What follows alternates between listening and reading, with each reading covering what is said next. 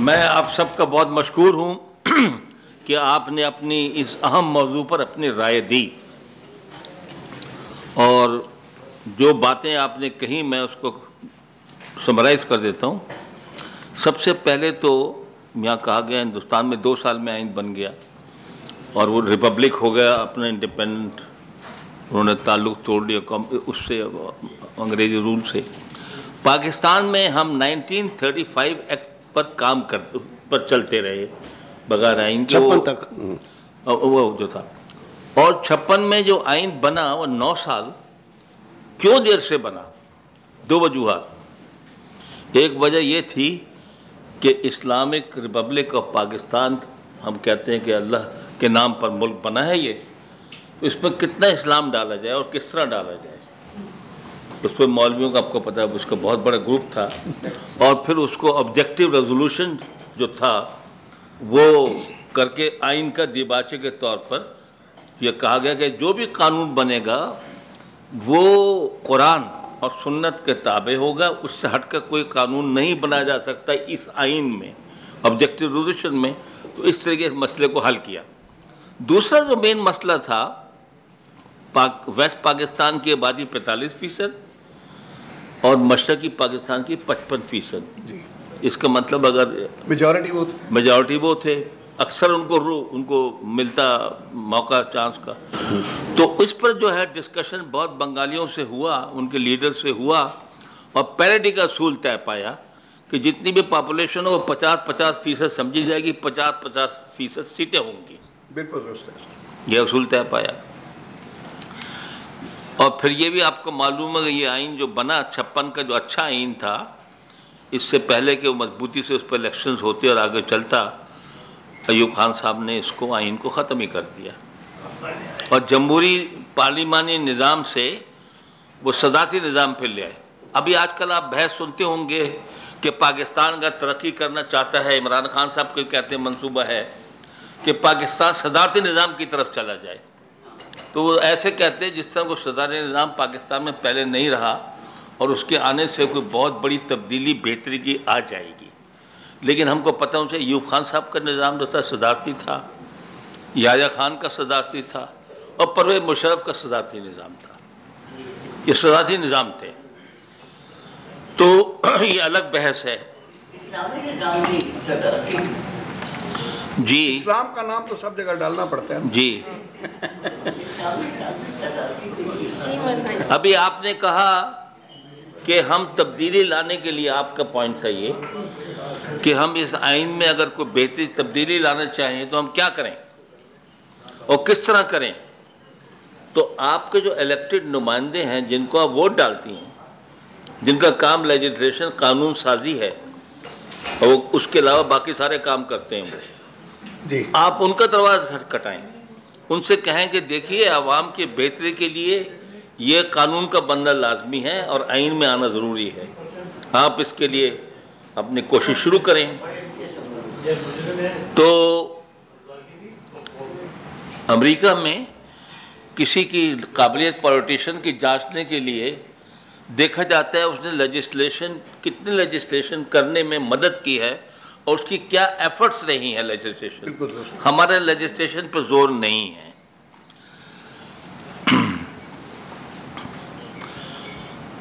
دوسرا، آپ نے یہ پوائنٹ کہہ ہی دیا کہ مسلمانوں کے لیے تو قرآن ایک آئین ہے،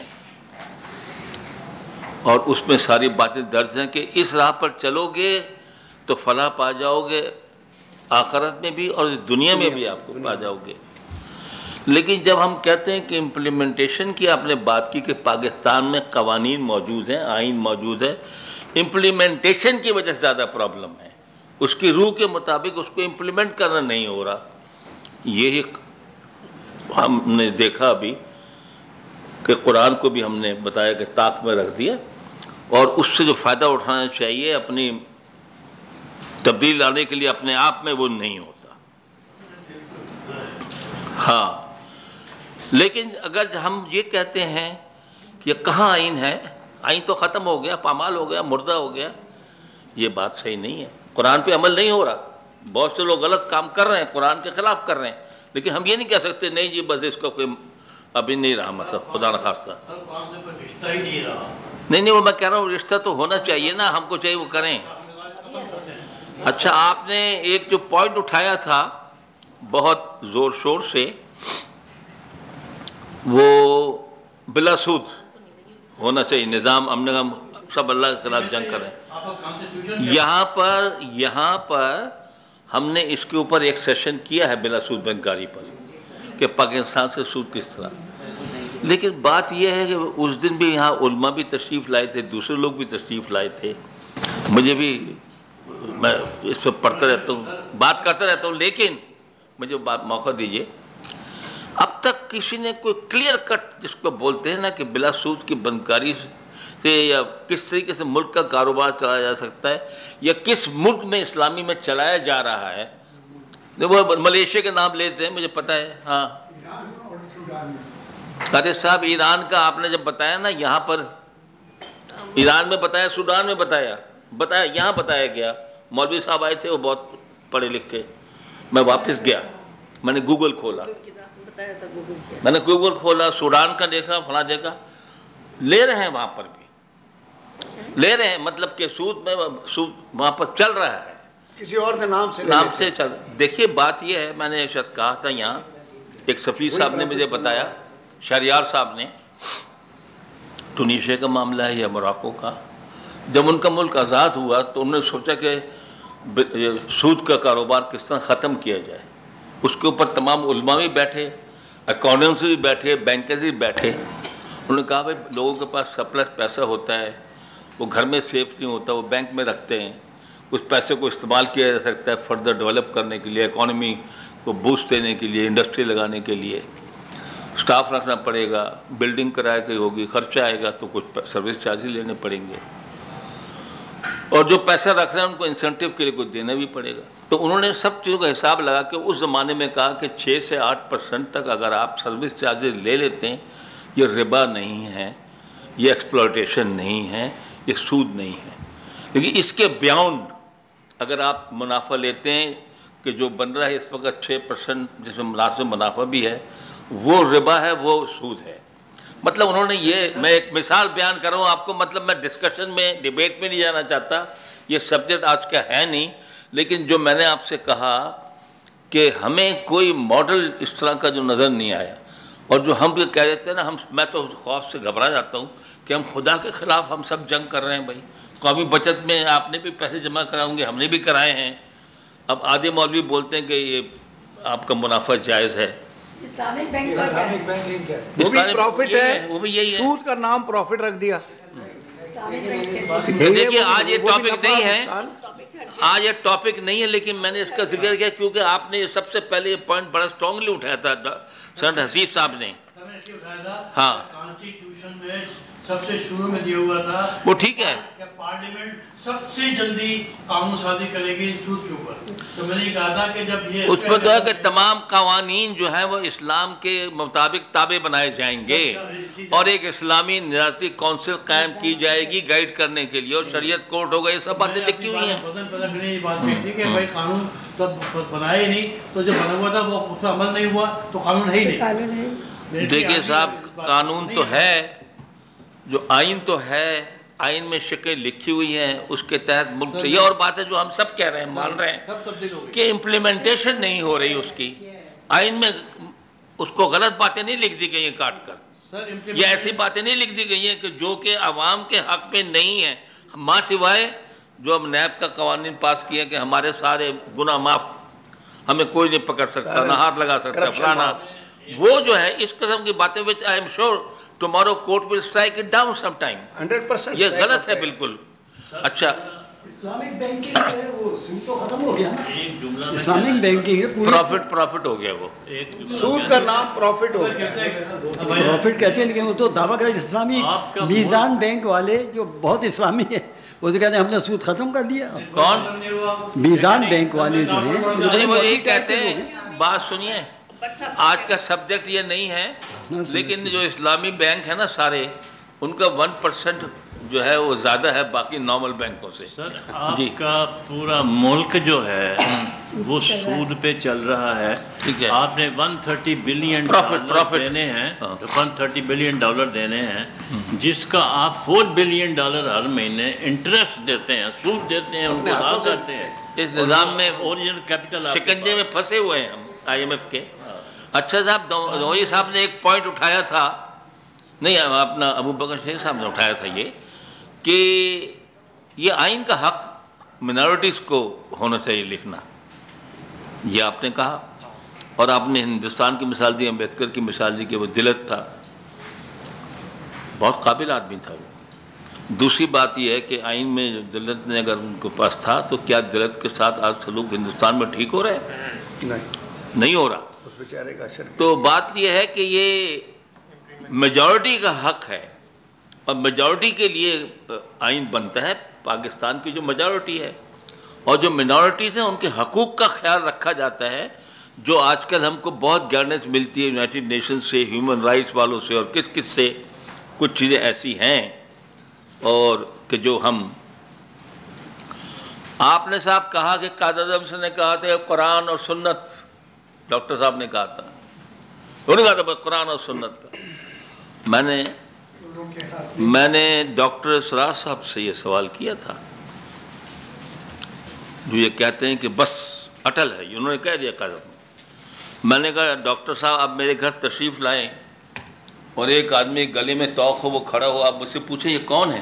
میں کہوں یہ میرا غلام ہے, یہ میرا سب کام کرتا ہے. وہ کہیں گے ہیں آپ بھی؟ میں نے کہا حالانکہ آپ بلیو کرتے ہیں, اور آپ نے مجھ سے کہا کہ ذکر ہے غلام کا کہ رکھ سکتے ہو, لیکن یونائٹڈ نیشن باقی دنیا نہیں مان رہی اس کو. نے کہا ختم کر دو اسے.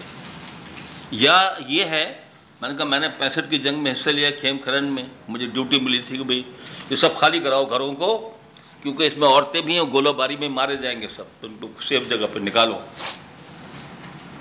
تو آپ کو پتہ ہے جنگ میں لونڈیوں کی اجازت ہے کہ آپ جو پکڑ لیں وہ آپ کی لونڈیاں ہیں, بیت المال کے تھرو آپ کو ایشو ہو جائیں گی. آج کل کے زمانے میں کر سکتے ہیں آپ ایسا؟ نہیں کر سکتے, کیونکہ یونائٹڈ نیشنز ہے, ان کا ایک چارٹر ہے, کوئی ہیومن رائٹس ہے, کچھ ہے. تو مطلب میرا کہنے کا یہ ہے کہ یہ بات کہہ دینا کہ سود ختم, فلانا ختم, فلانا ختم, لیکن جس طرح ہم دنیا کے معاشی نظام میں اس میں جکڑے ہوئے ہیں, ہم کو ایک پریکٹیکل اپروچ اختیار کرنی پڑے گی. آئین کی طرف آتے ہوئے میں اتنا ہی کہنا چاہوں گا کہ آئین بہرحال اللہ کا شکر ہے, اس کو متفقہ آئین کہا جاتا ہے. اس میں وقتاً فوقتاً ضرورت کے مطابق امینڈمنٹ بھی ہوتی رہی ہیں, کوئی ضروری اور کوئی غیر ضروری. جس طرح اب نیب کے لاء کو ختم کرنے کے لیے بنائی گئی ہے, ٹوٹل غیر ضروری اور غلط قسم کی امینڈمنٹ ہے.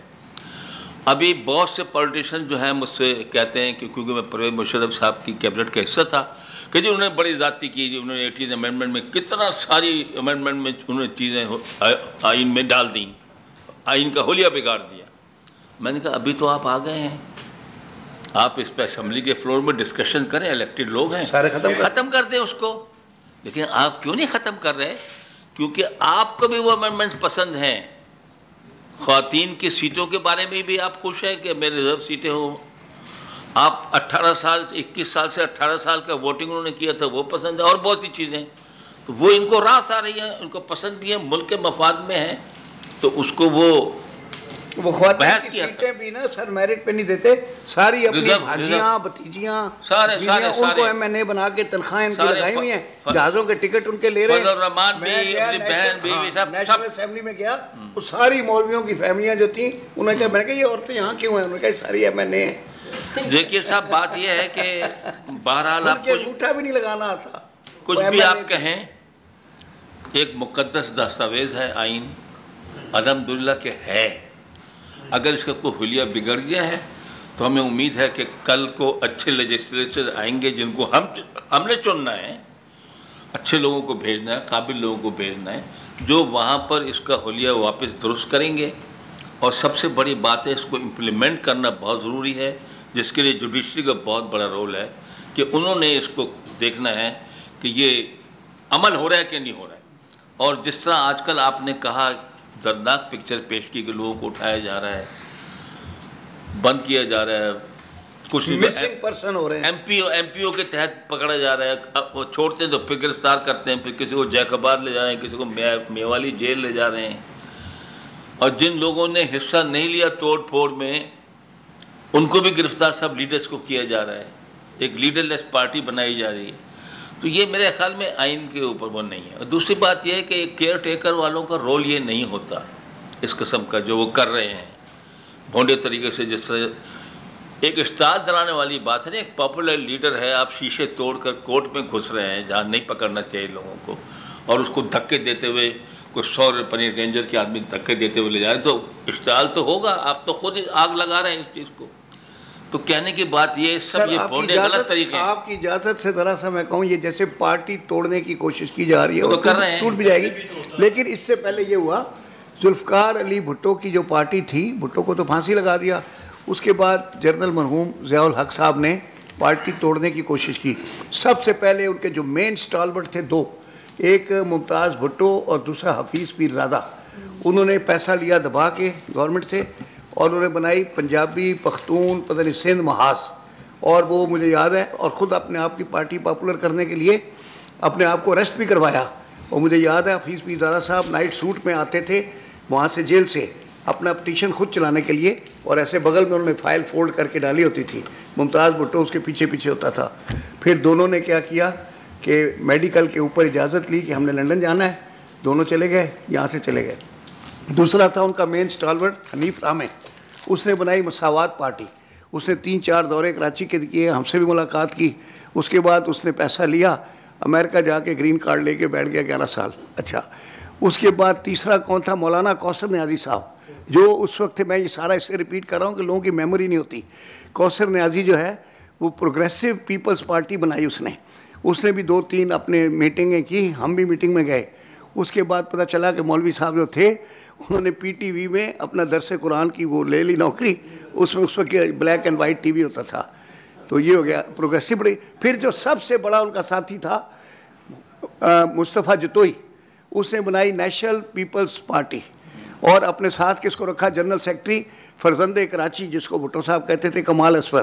وہ خود صدر بنے، وہ جنرل سیکرٹری بنا. اواری ٹاور میں بہت بڑا اناگریشن ہوا، اور اس کے بعد وہ پارٹی ان کے بنگلے میں ہی ختم ہو گئی. اچھا، اس کے بعد ایک اور کون تھا؟ مصطفیٰ کھر، اس نے بھی اجازت لی، وہ لنڈن گیا، لوٹ کے آئے نہیں، 11 سال بعد آیا. نئی شادی کر کے گیا تھا، لیکن نہیں، شادی تو کرنی پڑتی ہے. اچھا، جام سفر کے لیے ضروری ہے. اس کے بعد جام صادق علی صاحب، وہ بھی گئے، وہ 11 سال بعد واپس آئے. تو پارٹی نہیں ٹوٹی. اتنے کیا، جب بے نظیر آ کے لاہور ایئرپورٹ پہ اتری، اس نے کہا پائلٹ نے جہاز نیچے کیا، اور مجھے دکھایا کہ بی بی دیکھیں. اس نے کہا سر نظر آ رہے تھے، سڑک نظر نہیں آ رہی تھی. پائلٹ بہت نیچے لے کے آیا جہاز. اس نے کہا میڈم دیکھیں. تو یہ تھا. تو پارٹی نہیں ٹوٹی. ابھی بھی یہ توڑیں گے، پارٹی ٹوٹیں گے. ایک میں ذکر کر دوں آپ کو، جو کوئی آئی گیا تو آپ بھی تاریخ آپ سے شیئر کر لیں. ہم تاریخ ہم شیئر کر لیں. پرویز مشرف صاحب نے کنگز پارٹی بنائی تھی جس کا نام کاف لیگ تھا. کاف لیگ جو بنائی تھی وہ کہتے تھے 100 دفعہ مشرف کو وردی میں الیکشن پیپل پارٹی کے فاؤنڈنگ جو ممبرز تھے، راؤ سکندر فلان، ان کو توڑ کے لائے، نون سے لائے، مخدوم کو راضی کیا، شامل نہیں ہوا. کیبنٹ میں مجھے بنایا تھا انہوں نے ایک کمیٹی کا صدر کہ حمود الرحمان کمیشن کی رپورٹ شائع کریں یا نہ کریں. تو ہم نے کہا کریں تاکہ ہم اپنی غلطیاں پر چلیں، ہم کچھ سیکھیں، مت چھپائیں.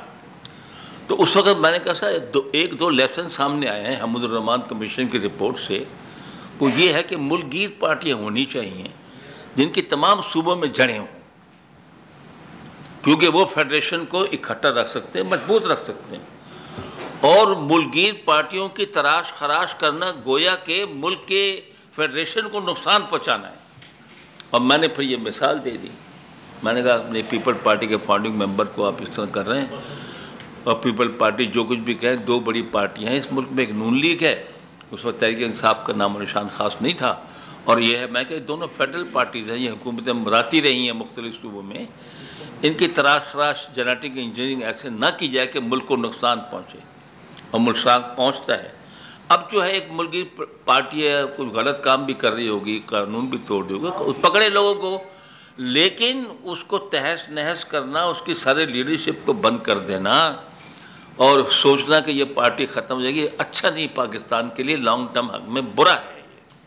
اور خدا کرے کہ لوگوں کو عقل آ جائے اور کورٹ اور باقی لوگ اس کام کو روک دیں، وہ بلینکٹ سینکشن دیں گے سب کو، یہ لیڈرز کو جو پکڑا ہے چھوڑ دو بھائی، مت ان کو خامخواہ پرسنل بانڈ پہ چھوڑ دیں۔ ہاں تو یہ بیانیہ جو اتنے شروع ہوتے ہیں اس پہ اپڈیٹ ہو رہا ہے سافٹ ویئر، بڑا غلط ہے۔ بہت شکریہ آپ کا جناب for making your contribution, thank you very much.